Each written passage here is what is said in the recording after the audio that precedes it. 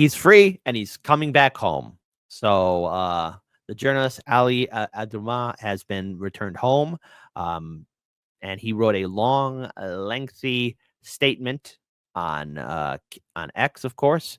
So I think it's only fair that we do read it. In case all of you did miss it, that's him. Giving the peace sign. He's coming home. Good for him. Glad he's not in custody. But, folks, the threat to journalism and free speech is all too real.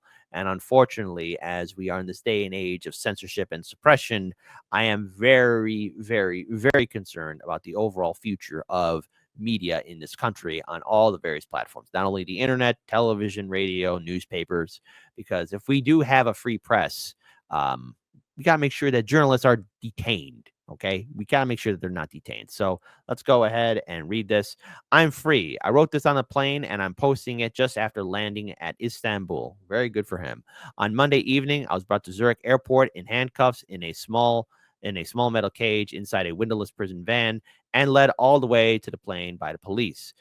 This is after 3 days and 2 nights in a Swiss prison, cut off from communication with the outside world in a cell 24 hours a day with one cellmate, not even permitted to contact my family. On Saturday, in a police interview in the presence of my lawyer, they accused me of offending Swiss law without ever telling me what crime I had committed in Switzerland or listing any charges. As far as I know, I have not been charged with any crime whatsoever, and I was held in administrative detention. On Sunday morning, they took me from my cell for questioning by Swiss Defense Ministry intelligence agents without the presence of my lawyer, and they again refused to allow me to contact her or my family. I refused to talk to them without my lawyer and told them to take me back to my cell. During my imprisonment, I refused every meal and every cup of coffee or tea they offered me except the last meal after I knew I would be going home. I accepted only water, which is the right of every human being. All this was after I was abducted off the street around 1:30 p.m. on Saturday while on my way to Palestine teach-in by undercover agents, handcuffed, forced into an unmarked car, and sped straight to the prison. My crime? Being a journalist who speaks up for Palestine and against Israel's genocide and settler colonial savagery and those who aid and abet it. I came to Switzerland at the invitation of Swiss citizens to talk about justice for Palestine, to talk about accountability for a genocide in which Switzerland, too, is complicit. But while I was hauled off to prison like a dangerous criminal, before I even had a chance to say a word, the Israeli president, as occurs, declared at the start of the genocide that there are no civilians in Gaza, no innocents, received a red carpet welcome in Davos, a carpet soaked in blood of more than 40,000 known victims of the genocide, and thousands more still on the rubble who died of deliberate inflicted starvation and denial of medical care. Apologies for that. And on this very day, Netanyahu freely travels to Poland to make a mockery of the Auschwitz commemoration, despite an outstanding ICC arrest warrant. That is the perverse, unjust world we live in. This ordeal lasted 3 days, but a taste of prison was more than enough to leave me in even greater awe of the Palestinian heroes who endure months and years in the prisons of the genocidal oppressor. More than ever, I know that the debt we owe them is one we can never repay, and all of them must be free and they must remain our focus. The police gave me my phone back only at the gate of the plane, so I'm only seeing now the extent of the overwhelming support and solidarity from all over the world.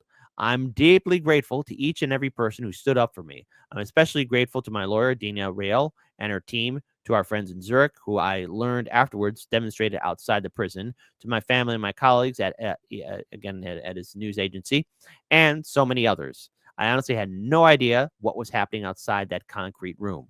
Thank you from the bottom of my heart. I want to tell the whole story of what happened, perhaps on a live stream of his, in the next day or two, because I think it's important for people to know the depths of which their Western so-called democracies have sunk in the abject service to genocidal Zionism. Right now, I'm glad to be on my way home.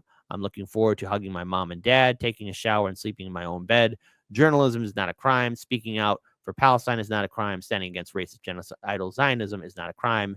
Say it with me. From the rivers to the sea, Palestine will be free. So he is free and finally home. So he was cut off from communications.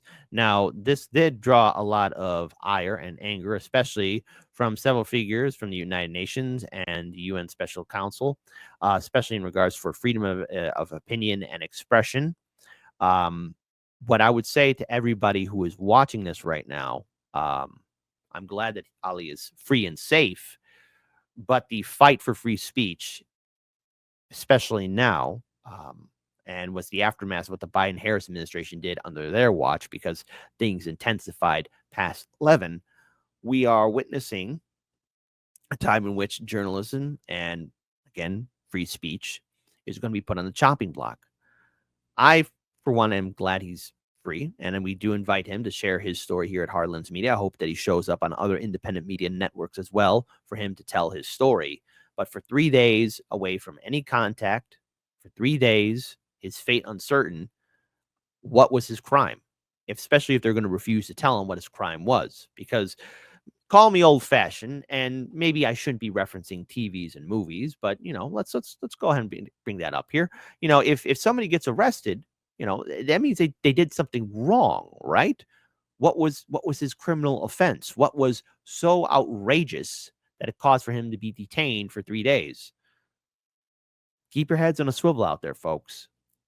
It's only going to get worse out there if we don't start speaking up and standing up for free speech and real independent media.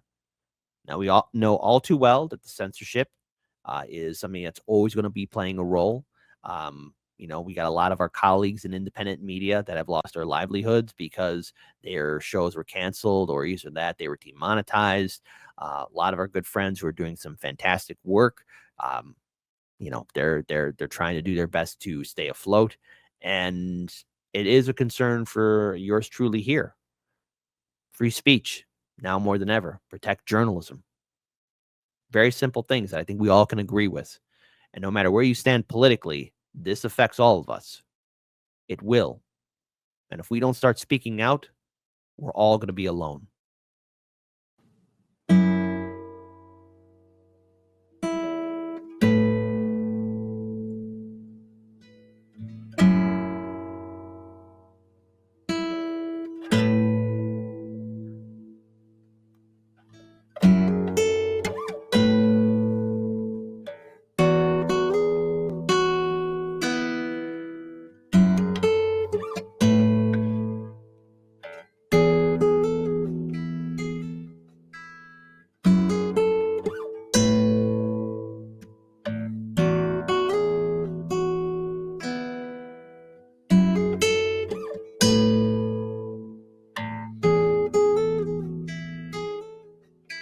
SWAT team took your neighbor today. Watch them as they walked him away.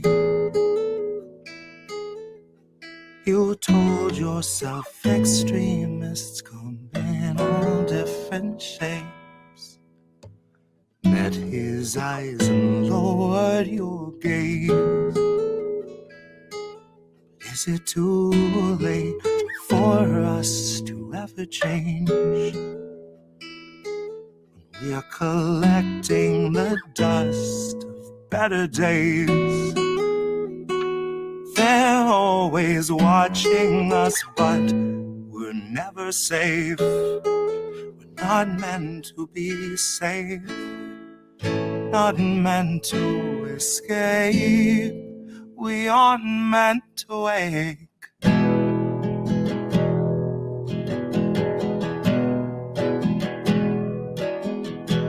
Sheriff stopped your daughter today.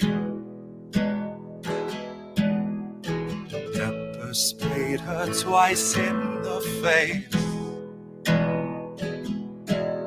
He must have had good reason if he'd treat her that way. At least that's what they've taught you to say.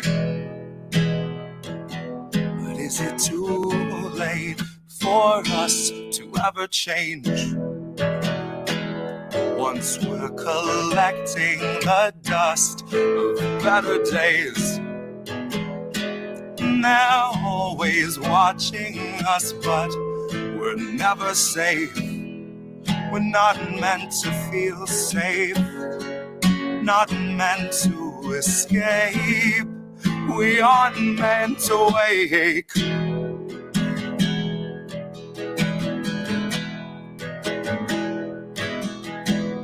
Feds are arrived and had you detained. Said you'd made some posts they unchanged.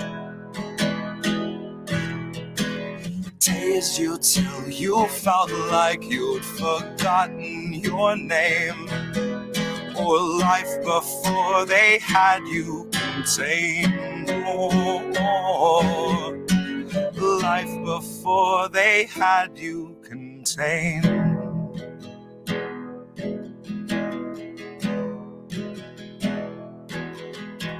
SWAT team took your neighbor today.